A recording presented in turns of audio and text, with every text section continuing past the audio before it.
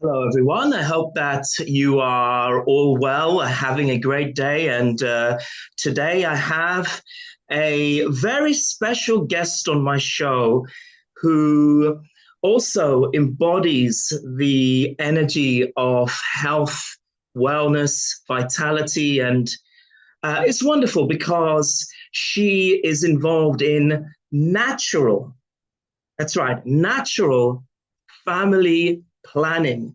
And that's essentially what she is. You can correct me if I've gone a little wrong, but she's a natural health and family planning consultant and utilizes the energy of natural ways to plan a family. And so the wonderful thing is that I think we are surrounded by so many unnatural energies from plastics in our food to chemicals that we utilize for so many different things. And a lot of the time they have side effects and we don't even read the inserts in the box that we take them from. So anything natural, in my opinion, is wonderful if you can use it as an alternative to pharmaceutical that may have detrimental effects on the body. And so that's the good thing about having choice. So please remember to hit the like button, share this with anyone who might be going through a process of planning a beautiful family. And I'm just going to say that I can certainly vouch for my friend and colleague Maya, who I've known for many years, who I've worked with, who I've really have a lot of high regard for and a lot of respect for. So, please, Maya, I'm going to start off with a question straight away, if that's okay. And Sure. I mean, I've got a question here that I wanted to ask. Are there a lot of the female viewers, in fact, most of my audience tends to be a female audience for some reason and a few males, but this should go down quite well. Are there any life hacks to help someone going through the symptoms of menopause symptoms? Are there any life hacks? It's a very good question, Paul. And I think there is so much information around this, and also a lot of misinformation, which is broadcasted to us from the media, from various sources, through different channels, which, and sometimes they're very viable channels, and it confuses public so much, specifically um, women who trust into professionals or people who have a loud voice in the media, let's say, and because of this misunderstanding, they forget to think back to basics. So for my answer to your question, yes, it's all back to basics, but because of this noise around this menopause, and it sounds like really scary, and I do understand it is scary because being a mom of toddlers, there is like terrible twos and terrible threes, and there is teenage age, and they're all terrible, and Mm-hmm. menopause is also terrible because it's time of change. So there is nothing bad about this. It's just time of change. And coming back to your question, are there any hacks? Yes, there are. We need to think again back to basics. How do we go through the terrible twos, terrible teenage years? It's exactly same strategy as through the menopause because it's time of change. And what we need to understand, what actually happening within woman body. It's uh, the woman lives in cycles, and our cycles, when we are developing into the maturity, when we are in fertile years, and that takes us up to 24 years, so it's 12 years until we actually fire up our hormonal organs. So the all ovaries, they kind of coming to life around 12 to 14 years of age. And then there is this period until 24, 12 to 24, when all the system is maturing and ready to function. And then from 24 to 25 till 45, it's the age of fertility, of family planning, when woman's body is meant to produce children. And after that, there is a next stage, which is perimenopause. It's a stage of 10 years when woman's body actually winding down and shutting down the reproductive organs. And in the menopause, all our fertility completely dies, and we go back to the baby stage when we don't have any fertility whatsoever. So we need to understand what woman body lives in cycles, and these are the basics which we need to remember. So what's happening to the girl in her? So we need to, it's clear analogy. It's exactly the same. The only thing we need to understand what from 0 when the girl is born until 55 when it's or 52 when it's a approximate age of menopause for majority of women, we're using this body, right? And in order to get something functional by the end of that stage, you need to actually use it wisely. So this is my, so coming to the life hacks, we need to understand what menopause itself is just the shutting down of fertility organs. So ovaries stop producing hormones, and it's not like our body doesn't have other resources of female hormones production. What the girl from 0 to 12 was doing without the estrogen, she was still developing as a female, right? So where these hormones were coming from? And we do have a secondary organ which actually producing those hormones in a very small proportion in comparison to ovaries, and that organ called is adrenal gland.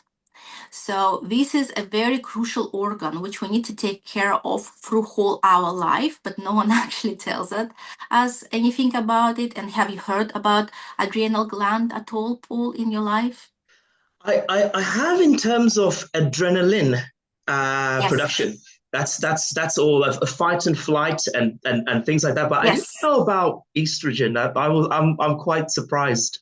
Yes, so this is actually, you're absolutely right. This hormone is predominantly responsible for adrenal hormone production. So cortisol, adrenaline, this is where it's coming from.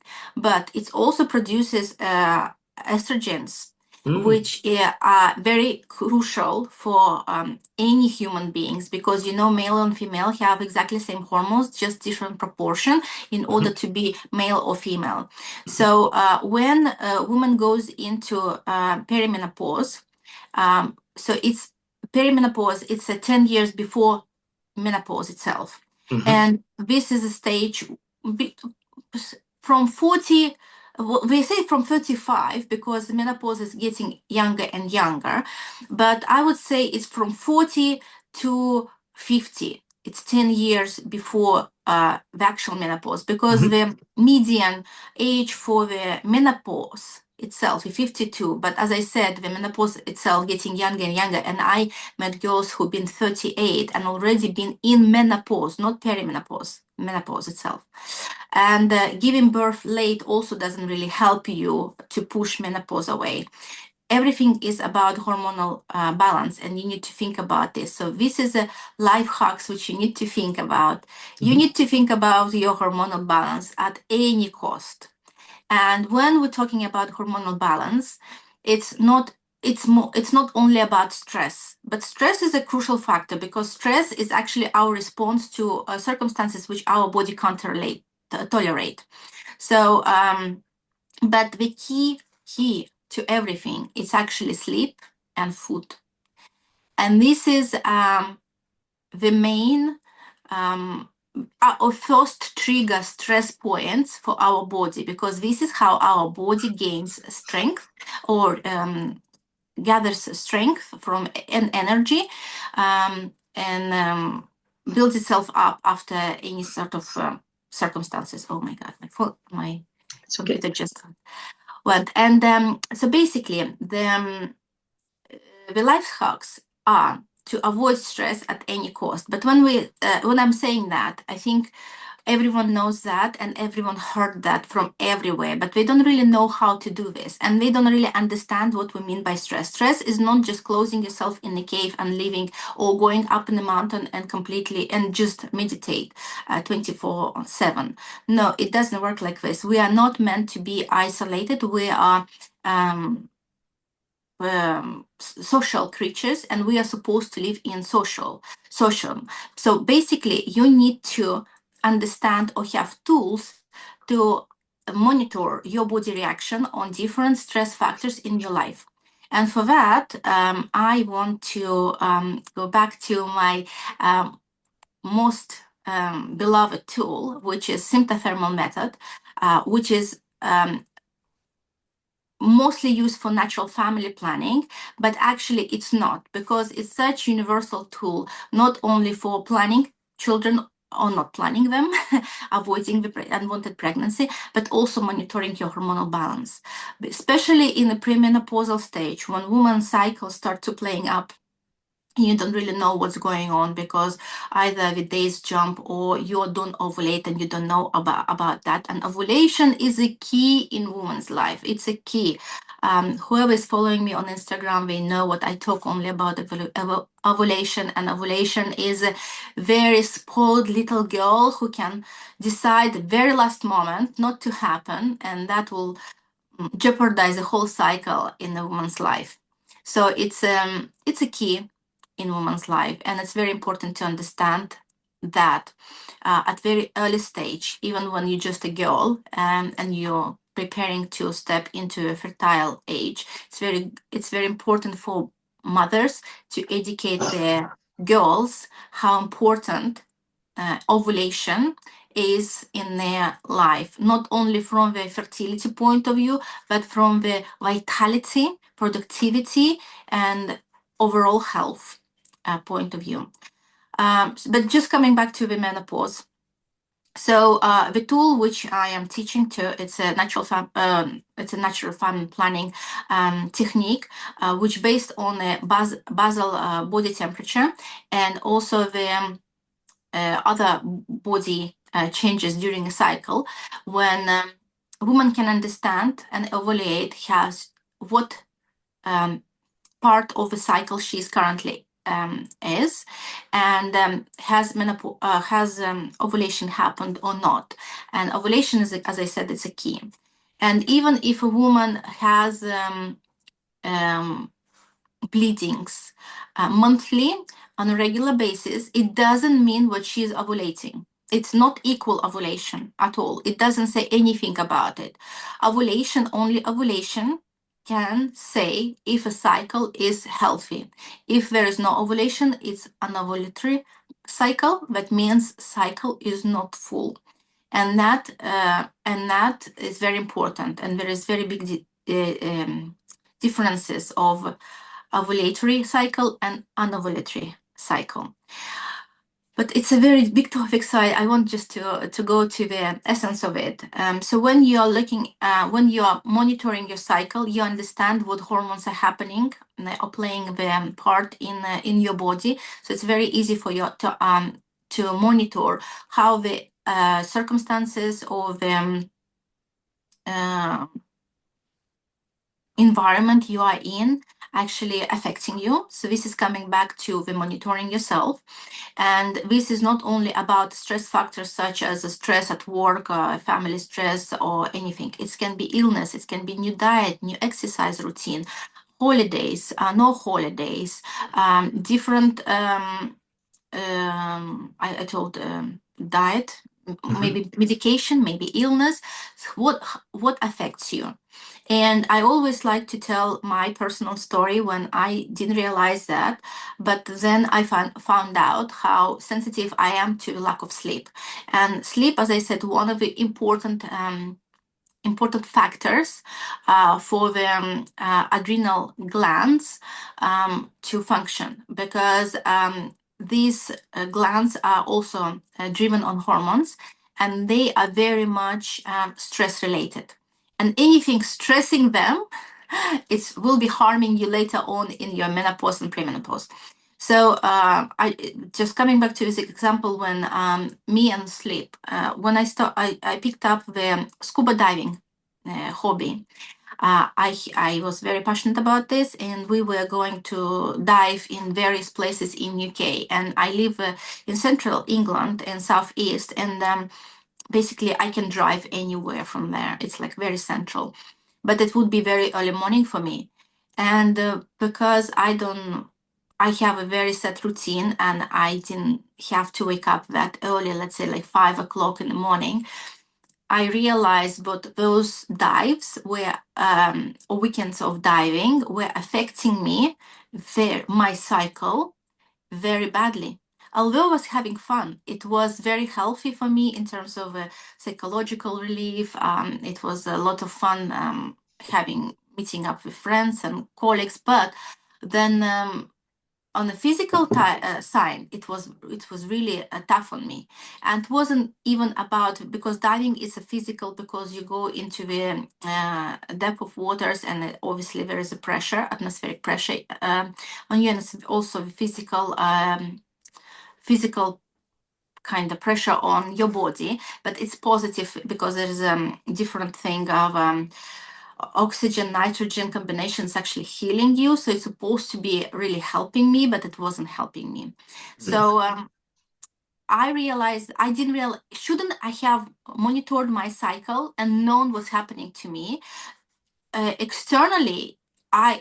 It was all normal, back to normal, but because I was monitoring it and I knew what's happening, I've noticed what I was my ovulation was broken in those days when I actually was diving.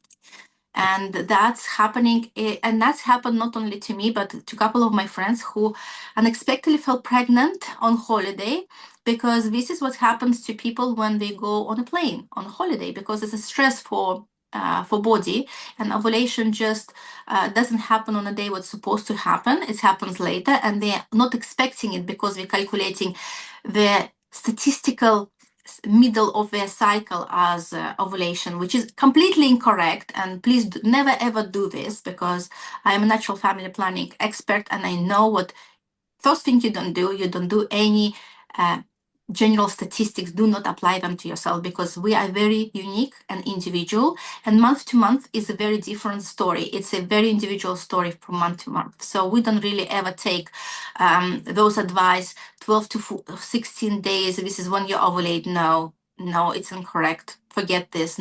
Pretend you never heard that.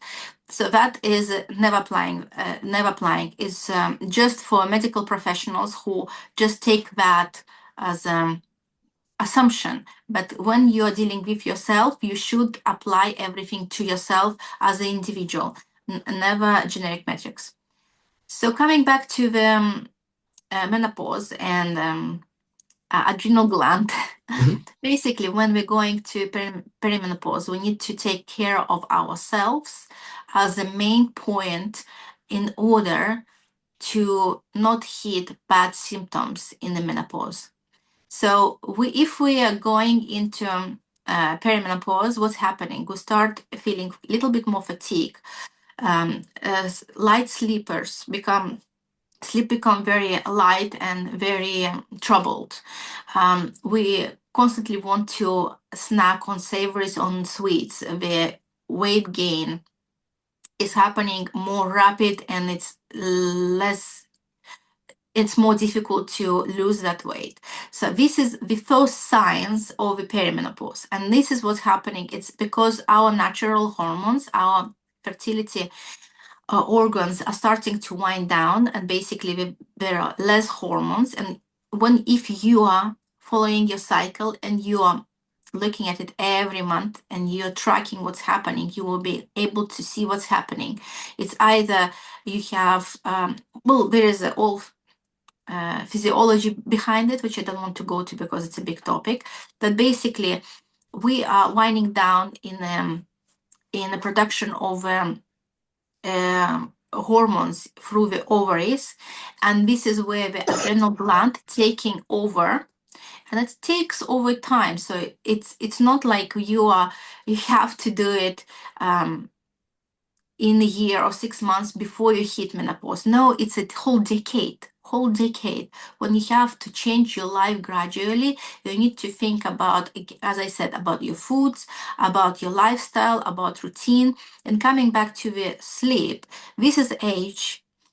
I'm laughing at it because I'm actually not a standard mom, which supposed to have teenagers at that age. I have a toddlers at that age, and I'm supposed to be sleeping through the night. And I'm almost there. But still, this is age of when women should finish her family planning and focus on herself in order to be very able body in the menopause. Because if you look into the whole list of symptoms of a menopause, when I read it, it makes me very scary, because it's a proper disabled person list. It's not only hot flashes, it's a fatigue, a loss of memory, loss of body mass, bone density, all the what is this, heart arteries and everything. I forgot the word for this in English. It's all failing, and this is why women in their fertile years don't have the cardiac arrest, because estrogens are helping not to have heart attack. But once they are switched off and we go into adrenal gland hormone production, there is much less hormone in our body, and this is when heart attacks happening for women in their postmenopausal or menopausal years. So this is there are a lot of things which happening to women suddenly once the hormone production has stopped in its big quantities, let's put it this way. But interestingly enough, postmenopausal women are most able and valuable members of society, and it always was. If you will look back into the old ages, who was bringing up the youngsters? It were elderly women who were through all the menopausal, perimenopausal, and all the in postmenopausal, and they were living the long. They were bringing all the stories, wisdom, and everything, because they lived the longest. And that was because in old days they knew how to handle that, and they knew all the natural ways of following body science, and that is very important. We stop listening to our bodies, and reading your body science, it's not so difficult. It doesn't take even 3 minutes per day to manage this. You don't need any gadgets for this. You just need to know what are you looking for, and that is super easy. And when you are in a perimenopausal stage, it's very important to understand the science, so you will be able to understand what's happening to you, because that is changes which happening after decades of being fertile and being thinking about family upbringing and not thinking about yourself much. And it's very important to switch on back to yourself, to listen to your body. And when you finish with family planning, you're supposed to go back to yourself. I'm repeating myself, but I'm trying to say it's a very crucial part, because if you want to live past your menopause as a normal human being without all the consequences of not having clear brain, good bone density, good body mass, you will be just a broken person, or you will get obese very fast and very quickly and become disabled in no time. And it's simply because you didn't sleep enough, and you didn't well enough, and you didn't look yourself enough. That's it. There's nothing really complicated in that. In the old days, we didn't have hormonal therapy, which is constant nowadays is available to women who have menopausal symptoms and who don't want to go through that. And that is very bad alternative which women choosing in order not to have those symptoms. But to what cost? to shorten your life, to worsen your life quality afterwards, because at some point you will have to stop them. And when you stop chemical production of hormones in your body, what's happened to your body? You need to think about that. It's not what you take, you stop it and that's it, and everything goes back to normal. No, it doesn't work like this. Body doesn't work this way. So it's everything back to basics. There is no, it's not atomic science where you need to understand lots of difficult questions. No, it's very basics. It's same like cooking or ironing or cleaning your house. You just need to know what you're looking for in terms of symptoms of your body. And it's daily work and a daily notice, and you just need to make a mental note to understand where you are. And that takes a lot of pressure off yourself in terms of healthcare, because when something happens, and I don't want to go into those nitty-gritty details with you, Paul, but sometimes in perimenopause, women's cycles starts playing up, and they have like bleeding in between of their cycle, and we're not sure what it is. But if you know the science, what to read for, you will know what it is. So, and it will take the pressure off you, and you don't need to go to doctor who will put you on a hormonal hormonal therapy. You would know what it is and what to do with it.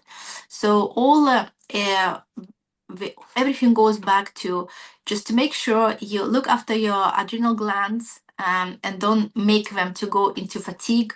And if you go to the adrenal fatigue, this is what happens. It's basically you lose energy, clarity, you constantly out of energy, you craving all the snacks, salty or savory or sweet, gaining weight. But it's all and it's all about stress. And stress, as I said, can be in different various forms. And I just wanted to share a very fun fact about sleep. And it's very important to go to sleep around 9 o'clock to bed. So at 10 you are fast asleep. I think you know that, and you also teach that as well. But as the first thing, because this is how our body cycles work, and this is a hormone production happening at night. It's very important for women, especially in the perimenopausal stage, to be at bed at 9 and sleep at 10, and be fast asleep at 10. But if you miss 1 hour of your sleep, it takes 3 days to recover for a body of only 1 day missing 1 hour. And we very often think when we cut short on our sleep during a week, we can catch up on the weekend, which is wrong. If you will miss whole week, you need to, depending on how many hours, because they are grow in a proportion. So 1 hour, it's 3 days, 2 hours, it's 6 days. So it's in this proportion, these hours build up. So how many weeks will you need to catch up on a 1 week short 1 hour sleep? So you need to think about these things and understand what is very important in that respect, to understand the whole picture. We also I want to mention one thing about the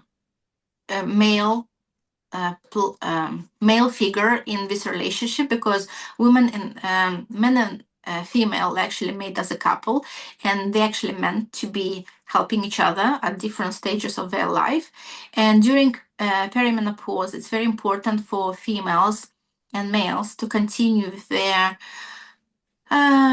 intimate life, because that is very crucial in terms of hormonal exchange and support for each other, because we all know what men's semen is very valuable for women's body in many aspects, and it's very important for men to support their women in that respect, to go through these changes.